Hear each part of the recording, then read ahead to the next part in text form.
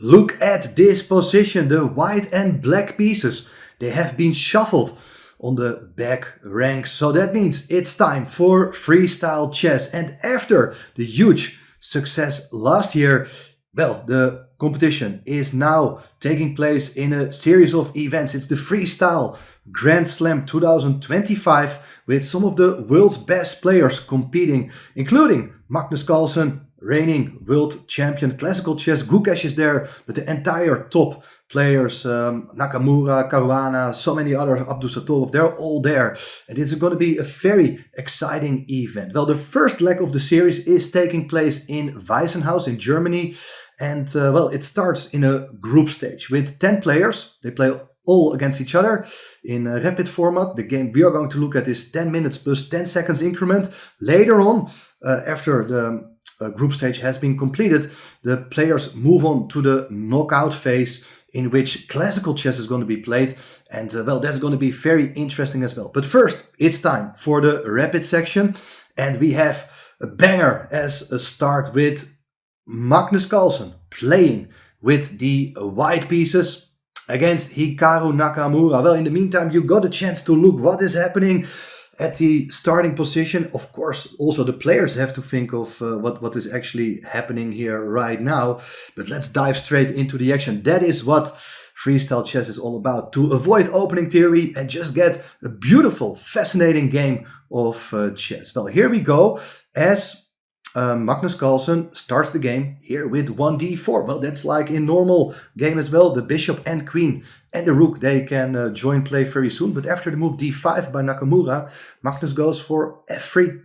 He wants to play e4 and occupy the center. So also here we see the classical opening rules being applicable here. But look at this. The bishop comes out to b5. Nakamura prevents white from advancing the pawn to e4 as it hangs the bishop on f1. Therefore, Magnus kicks the bishop with the move a4. Bishop goes back to a6. And now first, the knight comes into play. It's badly placed in the corner, so Magnus brings it to the center. Knight g6, knight d3. And well, it is a short game. Only 10 minutes plus 10 seconds increment. So that will explain also the huge excitement we are going to witness in this game. Now, with his knight on d3, of course, the knight is heading for the c5 square. Bishop takes d3, was played. Here the rook comes. Rook takes back. Why did Nakamura give up his bishop so early? Well, the point is that after this exchange, it's time to advance in the center with the move e5. The pawn is supported by the knight on g6. White played e3, protecting the pawn. Knight f6. And look at this, rook to b3. That is pretty cool move. You don't often see a rook joining play so early on. But the point is that if you take the pawn, the bishop can come out to a6. And here, white is already having a deadly attack, exploiting the pin. If you move the pawn, well, then the queen will be taken. So black shouldn't do that. Nakamura played a6. That's a good move as the rook defends that pawn.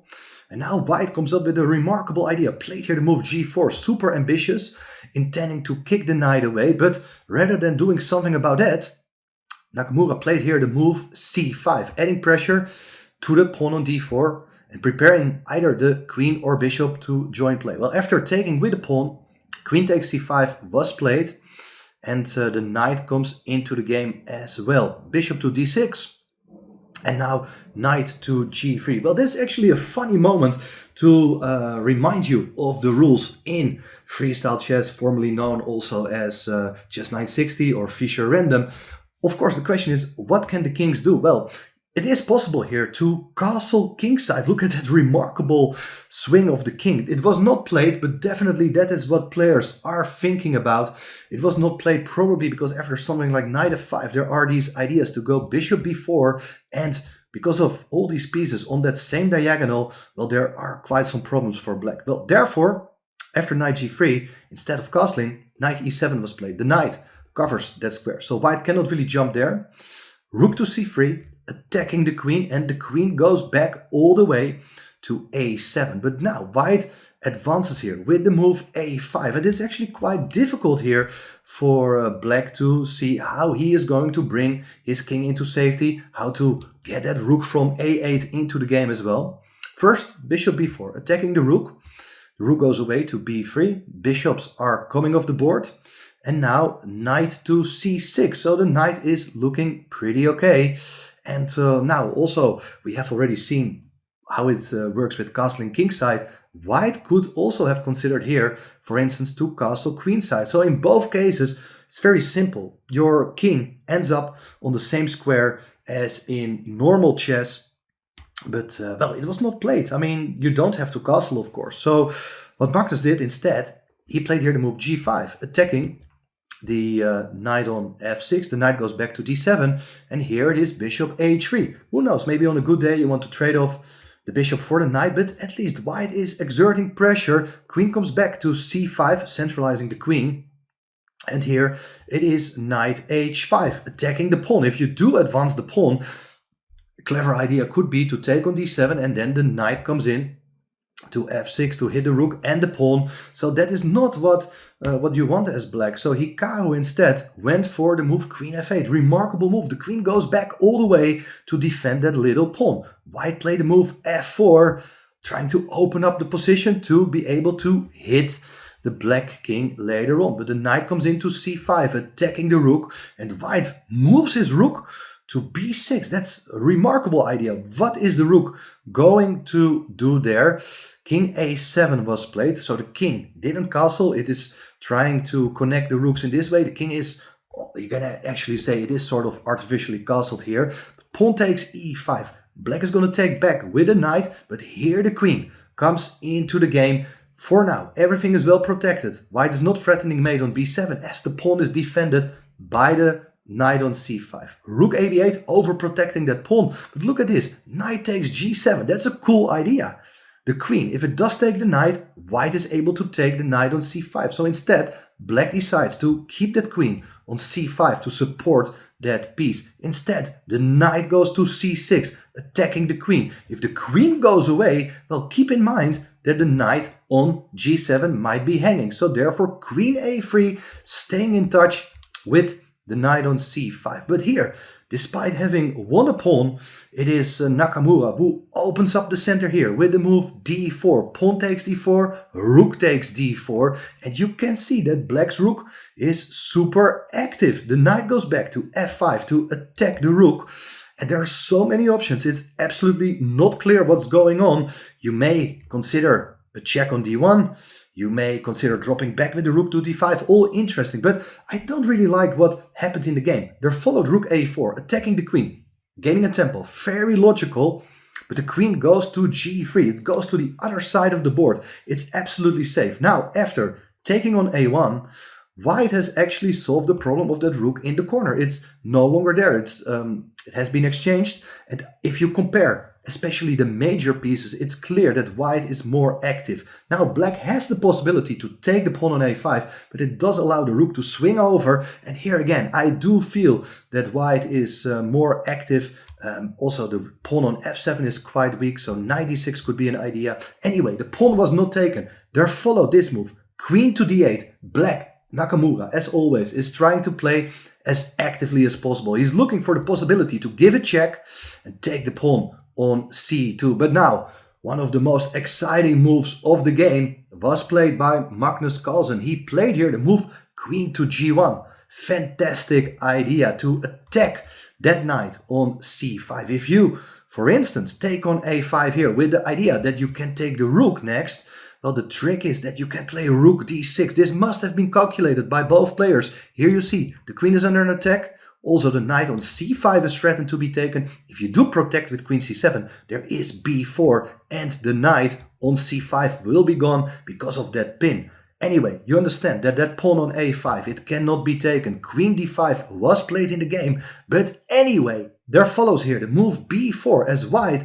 is about to win big material. The knight is under an attack twice by both the pawn and the queen. If the knight goes away, white has this cover check, for instance, to attack the king as well as the queen on d5. So that is not a possibility. Black decided to give a check instead.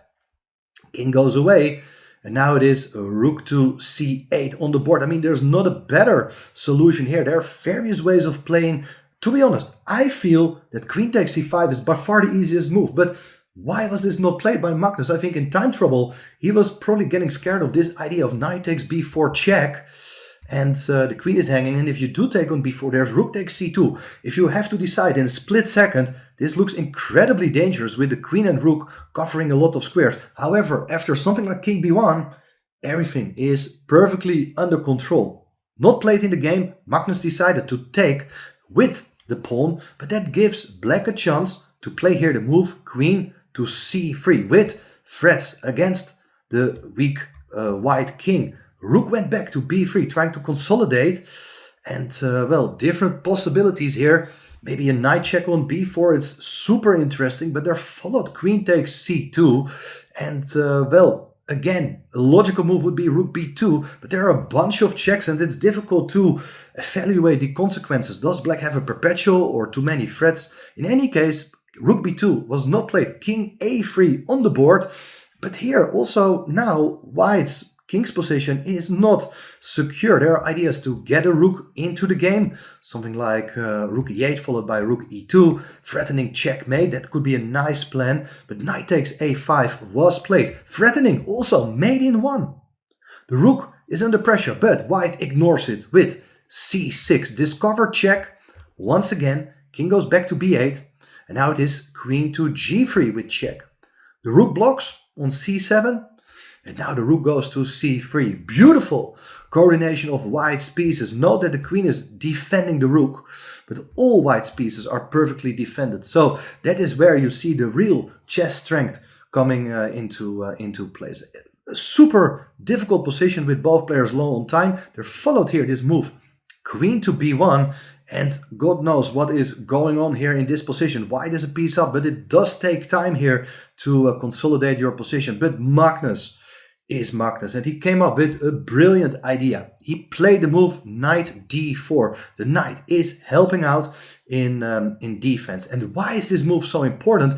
Black cannot win by force. If you do play queen a1 check, was not played in the game, but let me show you the following line. After queen b2, white can safely take that knight on a5, and Magnus of course has seen that the knight covers the b5 square. So black is not able to deliver checkmate. If you play another move like b6, you can take the pawn.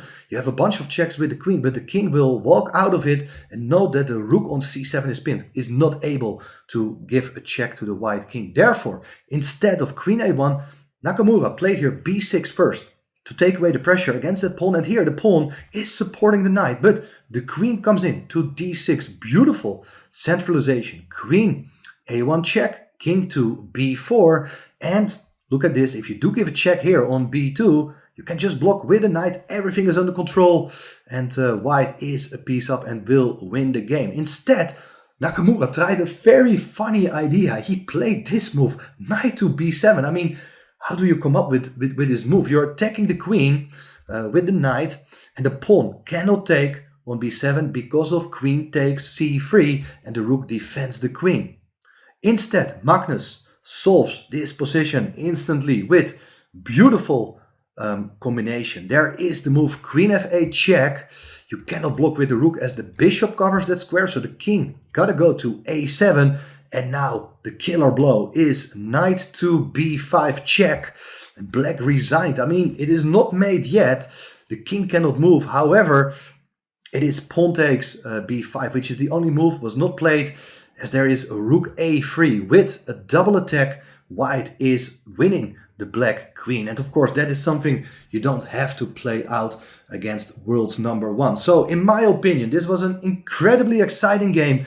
Players have to start thinking from the very first move, and that is why freestyle chess is now having its momentum. It's actually, I'm not saying my favorite style of chess, but I really do appreciate the creativity being displayed here in this game by these giants of the game. Let me know in the comments if you do like freestyle chess yourself. Would you like to see many more games covered? I will try to do my best to cover more games. I know that in the past few weeks I have been a little bit slow making new content. Apologies for that. A lot of issues going on, but don't mind. I am here for you to cover all the chess excitement, and I'll promise that more exciting games are coming up very soon. Make sure to give this video a like if you do like my videos, of course, and also really appreciate all the support via PayPal. You can make donations, you can subscribe.